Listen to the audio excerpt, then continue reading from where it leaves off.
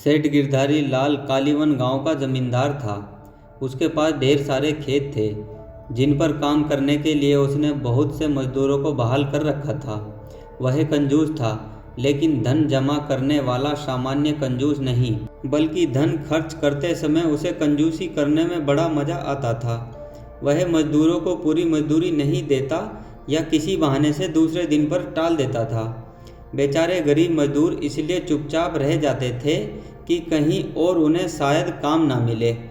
चालाक सेठ किसी शुभ दिन या त्योहार के दिन का इंतजार करता और उस दिन मजदूरों को बुलाकर उनकी मजदूरी का केवल एक हिस्सा ही देता।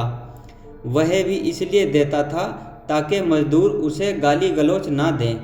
मजदूर बेचारे इसलिए चुपचाप थोड़ा सा खुश होकर चले जाते कि कम से कम एक दिन तो उन्हें पेट भरकर खाना मिलेगा, और यह आशा लगाए रहते कि एक दिन सेठ उनका सारा बकाया चुकाएगा। आखिर वह इतना गरीब हो तो नहीं जाएगा कि उनकी मजदूरी ही ना दे, क्योंकि उसके पास तो काफ़ी धन है।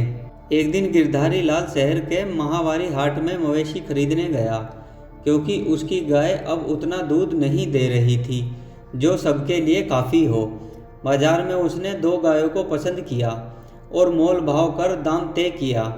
अचानक उसे याद आया कि पैसों की उसकी मखमली थैली घर छूट गई है। अब वह दुविधा में पड़ गया। वह सौदे को हाथ से जाने नहीं देना चाहता था। वह जानता था कि मवेशी का सौदागर कल तक इंतजार नहीं करेगा और किसी के हाथ गायों को बेच देगा। उसने सोचा कि उसे किसी न किसी तरह पैसों का जुगाड़ वहीं करना होगा ताकि उसी दिन गायों को घर ले जाया जा सके। गिरधारी लाल किसी महाजन की तलाश करने लगा। बाजार के पास ही उसे एक महाजन मिल गया, लेकिन किसी जमानत या सुरक्षा के बिना उधार देने को तैयार न था। सेठ के पास उस समय सोने की मूठ वाली कटार थी जो उसे उसके दादा ने भेंट दी थी। घर से बाहर जाते समय डाकुओं के डर से वह उसे हमेशा अपने पास रखता था। सेठ गिरधारी लाल ने अपनी कटार दिखाते हुए महाजन से कहा, यह हमारी पुश्तैनी कटार हमारे दादा की भेंट है। यह हमारे लिए अमूल्य है। साथ ही इसकी मूठ सोने की है, लेकिन लाचारी है कि इसीलिए इसकी जमानत देने को तैयार हूँ।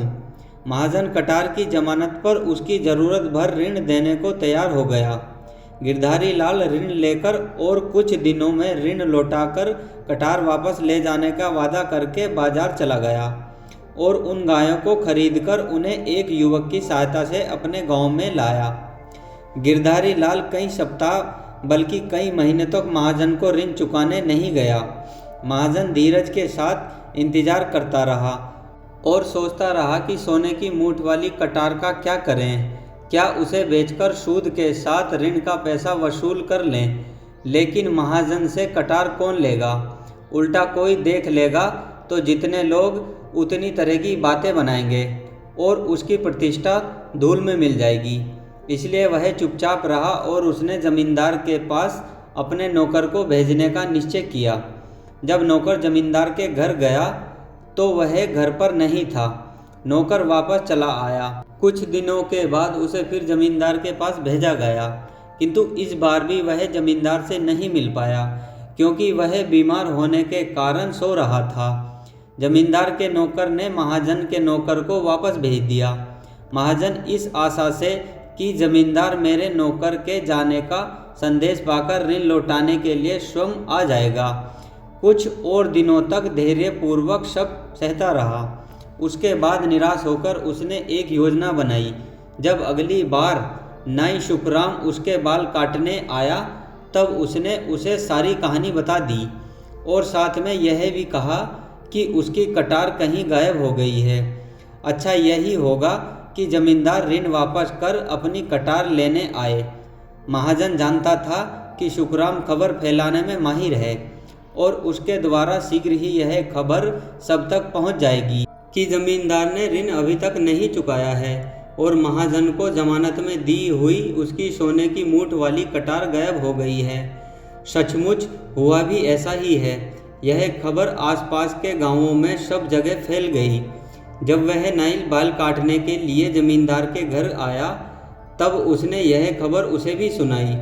गिरधारी लाल को अब तक इस बात पर शर्म महसूस नहीं हुई थी कि उसने महाजन का ऋण नहीं चुकाया, क्योंकि इस रहस्य को उसके अलावा कोई नहीं जानता था।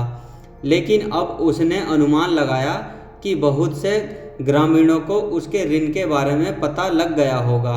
इसलिए उसने अपनी प्रतिष्ठा बचाने के लिए निश्चय किया कि वह महाजन के पास जाकर यह कहेगा कि पैसे वापस लेने हैं तो मेरी कटार लौटा दो। यद्यपि उसे पूरा विश्वास था कि उसे एक पैसा भी खर्च नहीं करना पड़ेगा, क्योंकि कटार खो जाने के कारण महाजन उसे कटार नहीं लौटा सकेगा, फिर भी वह महाजन के पास काफ़ी पैसे लेकर गया। महाजन ने जब जमींदार को यह बताया कि उसकी कटार की चोरी हो गई है तो उसने खूब हो हल्ला मचाया। किसे विश्वास होगा कि महाजन जमानत के लिए कटार रखेगा। उसने ऊंची आवाज़ में चिल्लाते हुए कहा। उसने सावधानीपूर्वक सोने के दस्ते की चर्चा नहीं की। भला महाजन के घर से कटार कौन चुराएगा। वह और भी जोर से चिल्लाया। जमींदार भीड़ इकट्ठा करने के लिए महाजन का मजाक उड़ाते हुए ठट्ठा कर हंसने लगा।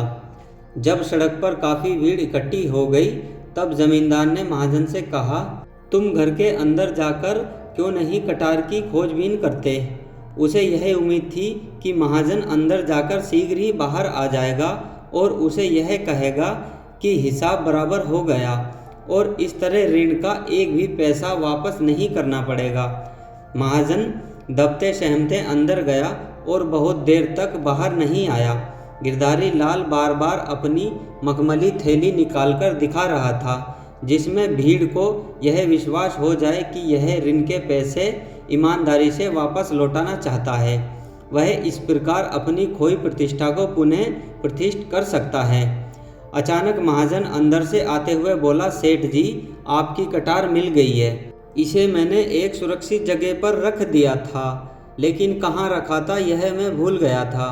क्या अब आप मेरा ऋण लौटा देंगे जो बहुत दिनों से बकाया पड़ा था। उसने भीड़ को सुनाते हुए आखिरी शब्दों पर जोर देते हुए कहा। गिरधारी लाल को लाचार होकर सूद सहित ऋण के सारे पैसे भुगतान करने पड़े। लोगों ने देखा कि वह ऋण चुकाने के बाद सिर नीचे किए जाने लगा। भीड़ के लोग छी छी कर रहे थे, लेकिन उसने सिर उठाकर किसी को नहीं देखा। गिरधारी लाल को एक सीख मिल गई थी। जिन लोगों को उसके अपमान और शर्मिंदगी से लाभ पहुंचा वे उसके खेतिहर मजदूर थे। उन्हें अब समय पर पूरी मजदूरी मिलने लगी थी। दोस्तों, आज की कहानी में बस इतना ही। आज की कहानी आपको कैसी लगी कमेंट बॉक्स में बताएं। कहानी पसंद आई हो तो वीडियो को लाइक और चैनल को सब्सक्राइब करें।